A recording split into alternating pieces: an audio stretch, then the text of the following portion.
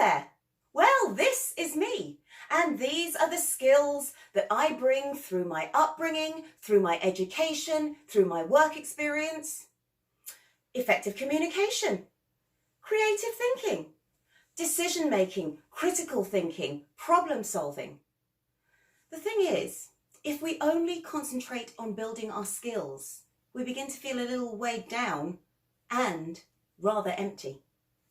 And that's why the World Health Organization suggests 10 psychosocial competencies.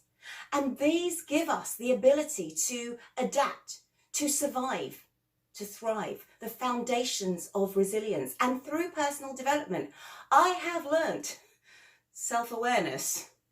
I've learnt empathy. I've learnt emotional regulation, being able to cope with stress. And I've built and rebuilt healthy relationships. So that if my titles desert me, I know I will be okay.